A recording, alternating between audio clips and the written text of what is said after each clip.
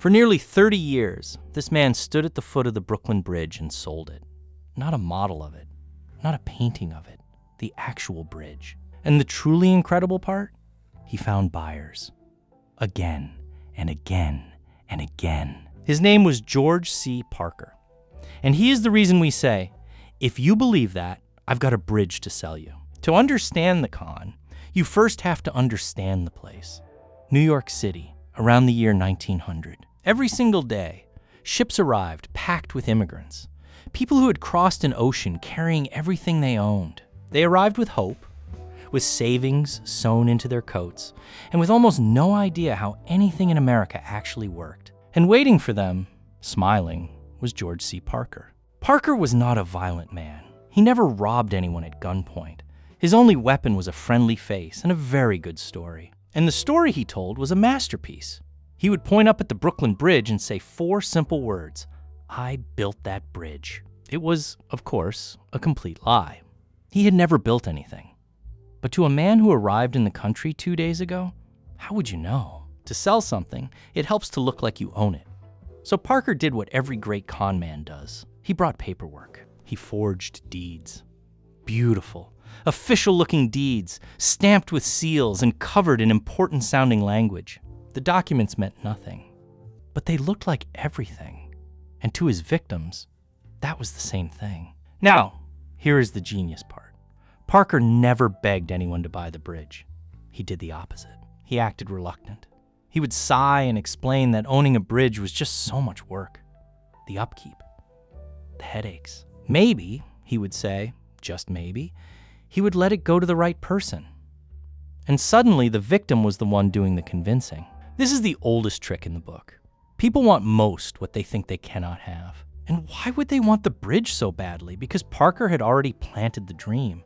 The bridge, he explained, was a money machine. Just set up a toll booth, charge everyone who crosses, and the cash would roll in forever.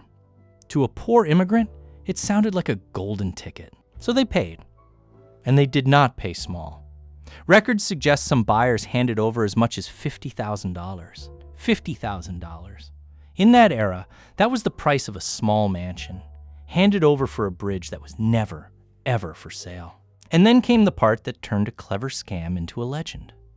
The victims tried to collect. Imagine the scene. A man drags lumber onto a public bridge and starts hammering together a toll booth in the middle of New York City traffic. It did not take long for the police to show up. And this is the gut punch moment. The officers had to break the news. "Sir, you do not own this bridge. Nobody sold you this bridge. It is not for sale." The deed was worthless. The dream was gone. And George C. Parker was already across town, doing the exact same thing to someone else. Because that is the thing about Parker. This was not a one-time trick.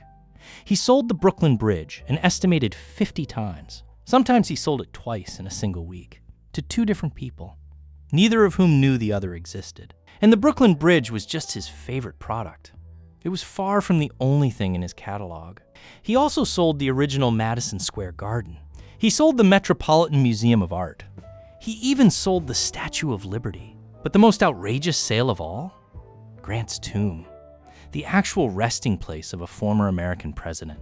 To sell that one, Parker pulled off his boldest lie yet. He claimed to be the grandson of President Ulysses S.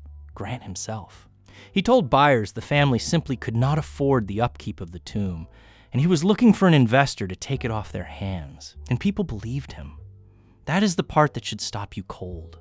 Over and over, the con worked. So how do you get away with this for almost 30 years? The answer is a little uncomfortable. Many victims were too embarrassed to report it.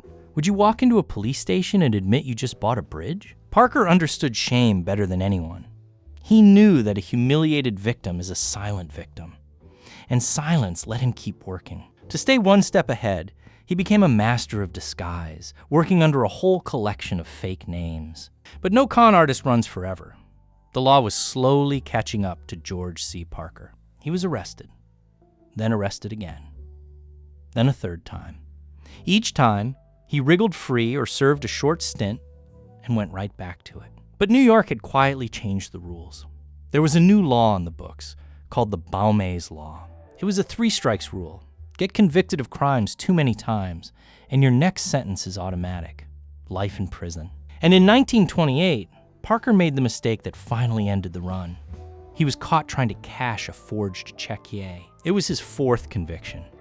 And under the Balmays law, there was no wriggling out of this one. On December 17th, 1928, George C. Parker was sentenced to life in Sing Sing prison. The man who sold a bridge 50 times had finally bought himself a one-way ticket he could not forge his way out of. But here is the strange twist. Even in prison, Parker never lost his charm. The guards and inmates actually loved him. He spent his final 8 years happily entertaining everyone with tales of the cons he had pulled. He died behind bars in 1937. And yet, his greatest sale was something he never even meant to sell. It was a phrase. Because of George C. Parker, we still say it today. If you believe that, I've got a bridge to sell you. So the next time someone tells you a deal that sounds too good to be true, remember the man at the foot of the bridge. The smile, the paperwork, the reluctant sigh. The con never really changes. Only the bridge does. If this story got you, you will not believe the man who managed to sell the Eiffel Tower twice. That one is waiting for you right now.